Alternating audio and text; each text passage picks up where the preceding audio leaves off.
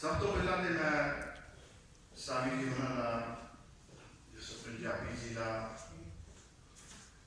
इधर मेरे आसिम जी जहार जी तानो जो भी मैं पाकिस्तान आना मैंने 24 घंटे गड्डियां इन्हों का बड़ा धन्यवाद।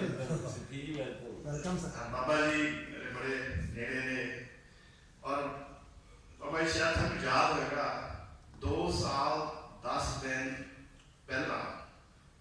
ऐसे पाकिस्तान दे विच ऐसे लाहौर दे विच आपां इत्थे गैदरिंग हुई सी साहबजान इकट्ठे कीता सी ते उस दिन मैं क्या सी कि मैं एक सुपना लैके तुरन लगा है ते ओदी शुरुआत मैं इस पवित्र स्थान लाहौर ननकाना साहब तो ही करनी चाहना तो इत्थों अपनी शुरुआत हुई। दोस्तों मैं पंजाब बॉर्डर तो पार वाला पंजाब तो जिला जलंधर का छोटा जिहा एक पिंड है उत्थे दा मैं जंपल आ और एक बड़े गरीब परिवार का मुंडा 8 भैणां दा भरा ते बहुत रातां ढिड भरे बिना सुता है। चौथी 4 साल की उम्र तो लैके पशु पा साडा मेन रोजगार सी दुध बेचना रोटी चलानी ते कुड़ियां दे विआह करने। 4 साल की उम्र तो पूरा पापा दे नाल अपने अब्बा जान दे नाल उदों तो ही काम करता आ रहा। 18 साल की उम्र में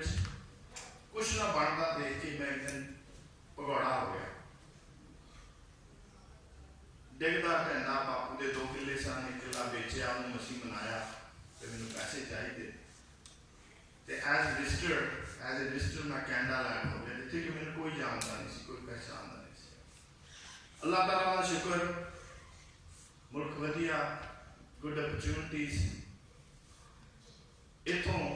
लाइफ शुरू हुई। किसी ने कम लोगों के गोरिया के खेतों में फार्मां के ट्रैक्टर चलाना, मशरूम फार्म काम करना, थोड़ी जी नॉलेज हो गई, टैक्सी चलाना लग गया। इस तरह सिलसिला शुरू हुआ जब तक PR मिल गई कैनेडा की। तो जिस मकसद नाल अज मैं लाहौर आया वो मकसद मेरा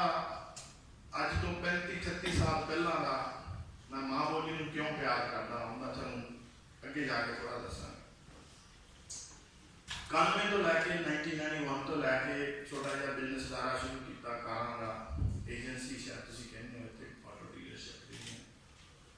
फाइनेंस की कंपनी खोली। करते करते हौली हौली हौली 6 बिजनेस अदारे पैदा कर ले। 400-450 एम्प्लॉइज ने कैनेडा के जो रिसर्च गूगल से मारोगे कैनेडा के पंजाबियों से नहीं कैनेडा के टॉप के 24-25 बिजनेसमैनों में नाम आंदा है।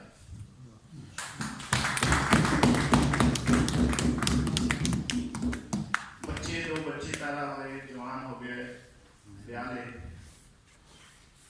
फिर एक क्वेश्चन पैदा होंदा मन दे विच हुण की कीता जाए। बच्चों ने काम सामभ ले, 2 सन, फिर 4 हो गए, जवाई आ गया, नौं रानी आ गई,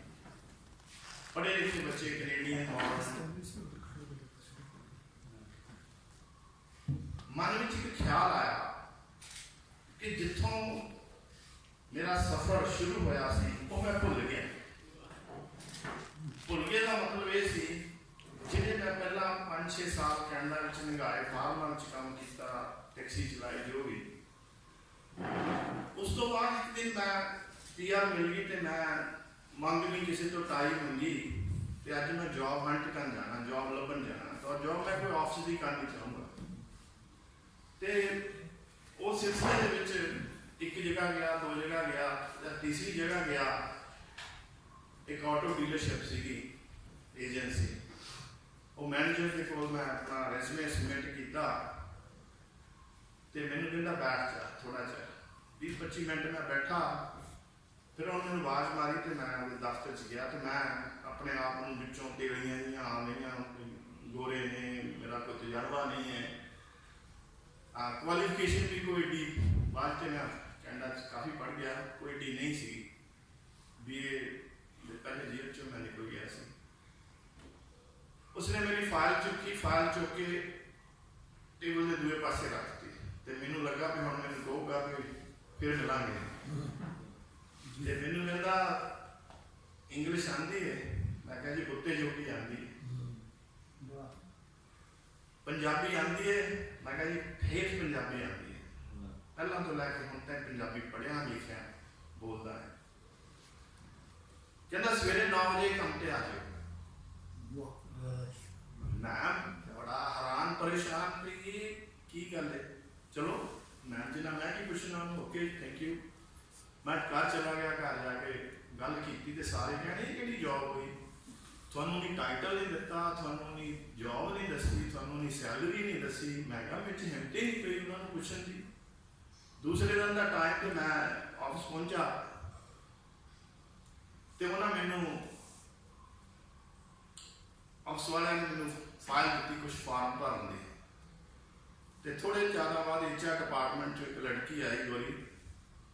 तो मैनू कहती एक पेपर काट के कहती mister Bath make sure you read this documents very carefully मैं डॉक्यूमेंट्स पढ़े तो डॉक्यूमेंट्स के विच जिथे लिखा मेरे बेनीफिट्स लिखे मेरा जॉब टाइटल लिखे they hire me as a sale person तो वो कहते थोड़े कोल डेंटल प्लान फ्री है थोड़ा मैडिकल फ्री है ਤੁਹਾਨੂੰ 2 weeks हॉलीडे पेड मिल गई तो जिथे सैलरी वाला कॉलम 1981 की गल कर रहे उत्थे $1,20,000 लिखा है तो मैं तो पिछे चेयर से हैंड डिग गया कि मैं तो 12,000 भी लभदा सी साल दा ते मैं आई थॉट कि इन्होंने एक अखर मत पाता गलती जो बाद कुड़ी आई तो मैं तो साइन करते वैसे तो उन्होंने मैं अंडरलाइन किया वो सैलरी तो जो वो आई कहती या mister Bath that's what we decide to pay you $120,000 Canadian a year salary उन्होंने 2 दिन बाद 3 दिन बाद वो डग पैरी सी पूरा मैनेजर उन्होंने मैं पूछा भाई मैनू जॉब मिलने का राज की है वो कहता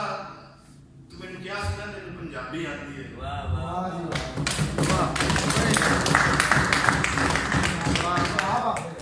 सो मैं कहा जी वो कहता जी असीं पंजाबियों नाल बड़ा डीलिंग करते हैं पर साडे कोलों सूत नहीं आउंदा रोटी गड्डी लैंदे ने गल्लां बातां करके चले जाते हैं किते बोली दे विच किते ना किते जाके डिफरेंस हो जाता असी चाहते हैं तू यंग मुंडा है तेन ट्रेन भी करांगे